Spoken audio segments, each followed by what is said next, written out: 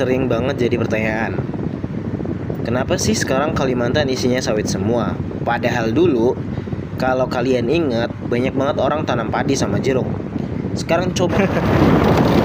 Ya lo guys, kembali lagi sama Brivlog. Anjay, mencoba untuk jadi motovlogger. Kalau di YouTube ya. Katanya tuh apa, jadi YouTuber tuh dapat duit banyak gitu. Katanya ya kan. Dia mencoba-coba lah. Kalau dapat duit kan lumayan gitu ya kan. Ini sangat panas ya ini. Asli. Ini enggak kayak motovlogger ya, kayak motovlog tuh pakai kamera handcam GoPro gitu kan. Kalau ini enggak, ini pakai HP Infinix gitu. Nah, holdernya tuh bukan di holder dada tapi holder kepala. Jadi ini pas di kepala gitu. Jadi mau lihat sini bisa, lihat situ bisa. Kalau holder dada kan banyak gitu yang pakai. Cuma kalau di HP itu lebih kendur ya, kayak jalan-jalan kayak gini nih, jadi turun naik gitu loh. Jadi agak kurang enak gitu loh. Jadi belilah holder yang di kepala gitu, coba. Iya, walaupun nggak kelihatan motornya ya, motor Scoopy nggak kelihatan ya, tapi nggak apa lah. Kalau dada kan ya di dada gitu, dengan kepala. Itu gue malu coy, nggak mau kayak ini, cuma ya pede-pede aja lah. Orang nggak ngerugiin orang lain juga kan. Misal kalau ada tragedi itu kan orang jadi tahu. Waduh nih, gimana ini? Jalannya udah enak ya. Sedikit oke lah.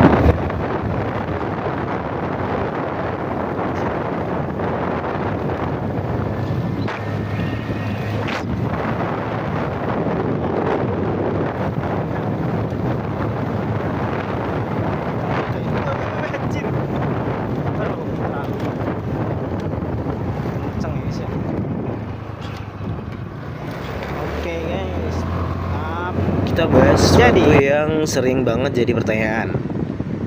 Kenapa sih sekarang Kalimantan isinya sawit semua? Padahal dulu, kalau kalian ingat, banyak banget orang tanam padi sama jeruk. Sekarang coba lihat kanan kiri gua nih, sawit semua. Tapi dulu daerah-daerah kayak gini tuh masih hijau buat pertanian. Jadi ceritanya gini, dulu masyarakat di Kalimantan itu mayoritas petani padi dan jeruk. Tanah di sini subur, airnya cukup, dan hasilnya juga lumayan. Cuma ya namanya pertanian, kadang musim bagus, kadang gagal panen. Hama datang, banjir datang, harga di pasar turun, jadinya banyak yang nyari alternatif biar penghasilan lebih pasti. Nah, disitulah sawit mulai masuk.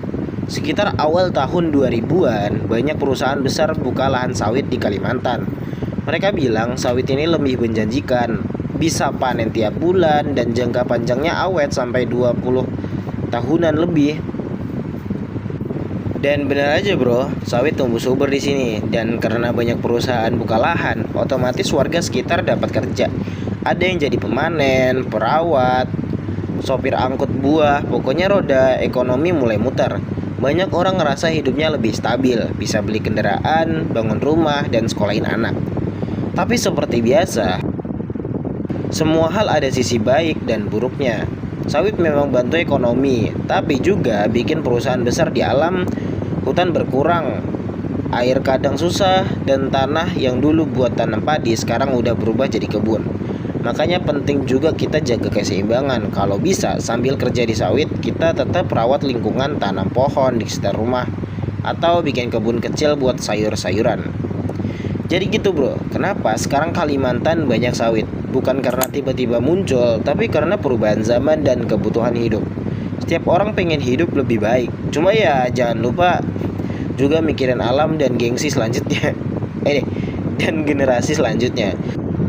Ya gue sekarang kerja di perusahaan sawit, belum menjadi karyawan tetap, masih buruh. Kerjaan gue ya di bagian perawatan, nyemprot rumput, bersihin pelepah, ngerawat batang. Kadang kalau ada buah matang ya ikut panen juga. Dan gue kasih tahu bro ya, Kerja di sawit itu bukan cuma soal panas dan capek, tapi juga soal mental dan kesabaran. Tadi pagi gue nyemprot lahan yang benar-benar lebat. Rumputnya tinggi, nutupin jalan. Bukan rumput pendek yang sering kalian lihat di video TikTok gitu. Ini serius bro, rumputnya tinggi, liar, dan banyak jebakan. Langkah pertama tanah keras, langkah berikutnya udah masuk lumpur. Kalau lagi bawa tangki, semprotnya yang berat, rasanya punggung mau copot. Tapi ya begitulah, kerja tetap kerja. Tapi ya gue bersyukur, capek iya tapi gue masih bisa kerja. Soalnya sebelum ini gue cuma ngurus kebun karet. Itu pendapat pertama gue setelah lulus SMA. Bangun subuh, habis sholat langsung ke kebun, bau getah, kabut pagi, nyamuk, dingin, semua udah bagian dari hidup. Tapi kalau hujan turun bro, aduh, getahnya kecampur air, encer, nggak bisa dijual, akhirnya dibuang. Kerja 2 kali capek banget. Belum lagi soal harga getah, kadang 7.000, 6.000, turun lagi 5.000, naik ke 8, seminggu kemudian turun lagi. Pernah nyentuh 13.000, seneng tuh.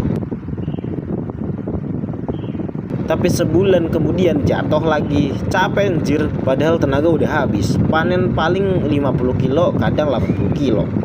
Kalau hujan ya 25 sampai 35 aja udah bersyukur. Akhirnya gue mutusin kebun karet gue matiin. Sekarang gue tanam sawit, walaupun kecil tapi gue yakin butuh waktu 4-5 tahun baru bisa dipanen. Tapi buat gue ini langkah baru.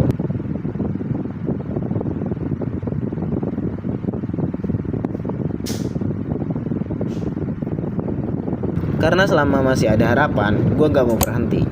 Gue belajar satu hal, selama kita masih mau berjuang, rezeki itu gak akan hilang. Kadang gak cepet, tapi pasti datang. Sekarang gue gak mau ngeluh. Kerja berat iya, keringetan ya iya. Tapi gue bersyukur masih bisa bantu keluarga, masih sehat. Banyak orang di luar sana yang pingin kerja tapi gak dapat kesempatan. Makanya gue bilang ke diri sendiri, selama tangan masih kuat, kaki masih bisa berdiri, jalan terus bro, jangan menyerah. Kerja di sawit itu gak mudah, panas, hujan, gatel, kena ulat, kadang bahaya juga.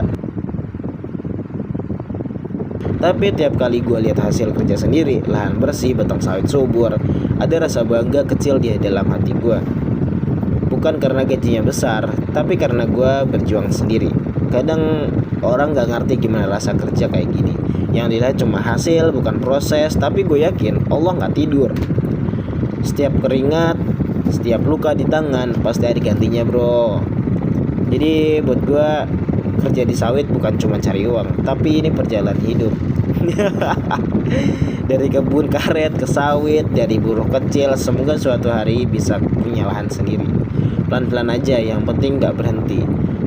Terima kasih buat kalian yang udah nonton sampai habis. Doain gue ya biar kerja lancar, rezeki berkah, dan semoga kalian semua yang lagi berjuang dapat hasil dari kerja keras kalian. Ingat bro, hidup itu berat tapi kita lebih kuat. Sampai jumpa di video berikutnya. Wassalamualaikum warahmatullahi wabarakatuh.